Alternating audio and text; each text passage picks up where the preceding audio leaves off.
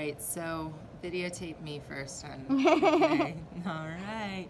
My daughter is videotaping us, so if the camera work is not desirable, it's all her fault.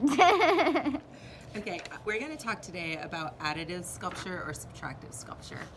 And it's really, really basic. Additive, you're going to add clay on. Subtractive, you would take clay away through carving or something like that. So you have a box. Now is time to figure out what your image is going to be in order to decorate.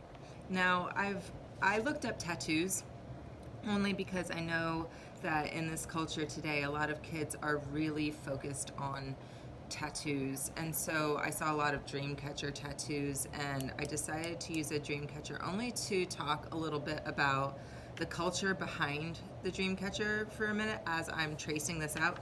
So your first step is to print your image out and trace it. If you don't have a printer at home, just do your best to draw it out so I would draw it out on paper first and then transfer it.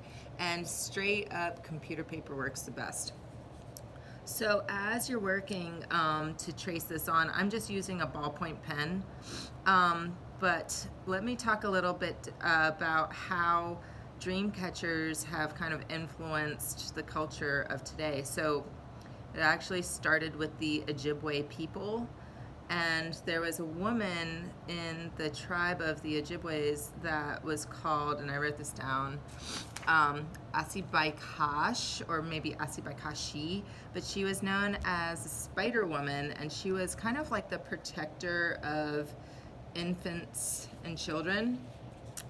And so women were in charge of weaving these so they would make dream catchers, actual dream catchers, out of like a hoop of willow bark, and then use like sinew of animals and things like that to create dream catcher pieces. And then the children would hang charms and things like that. And really it was for protection. Not necessarily only for protection at night and in their dreams, but protection in general in life and what have you. It was just very individualized from person to person is what I've kind of like interpreted it from my research. And I've only researched it very, very, very lightly. So if you know more about dream catchers, please tell me. I'd love to have a conversation with you.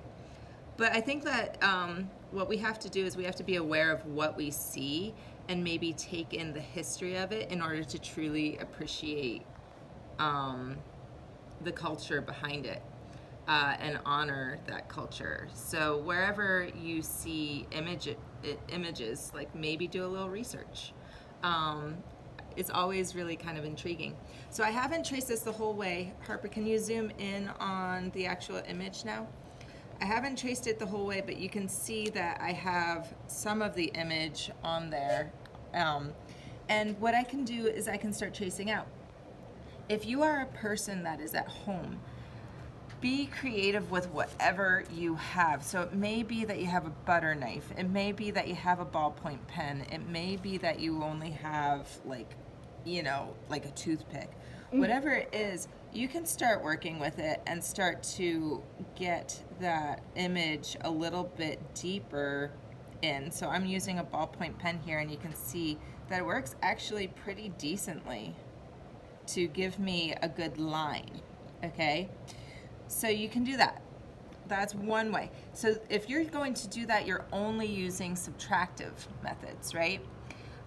But if you are interested in adding on is really exciting and really vivacious, and it really draws in your eyeball, especially if you do subtractive work and additive work. So what if I took these little points and just did the tiniest little addition on? I'm gonna just roll up a tiny little ball here and kind of throw this in here as like a super simplified, and obviously I would kind of be a little bit more delicate with it and work with it, but I'm also on a time crunch here because I have to take Harper to school.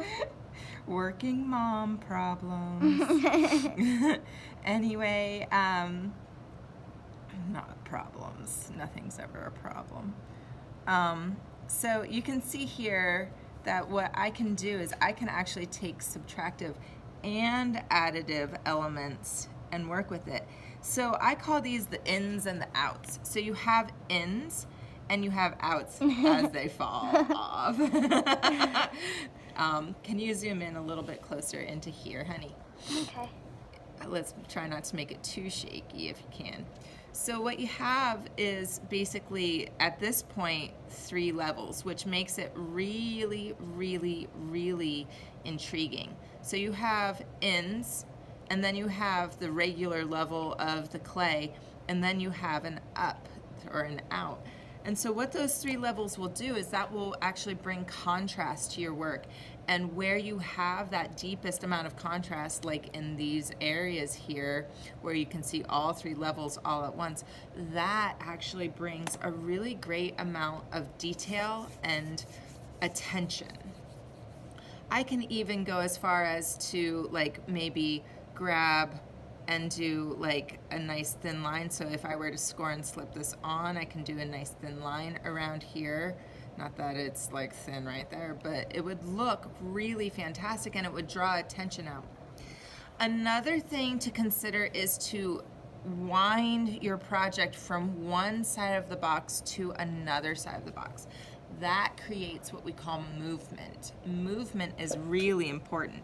So let's say that I continue my dream catcher down and around and then drop all of that stuff down into there.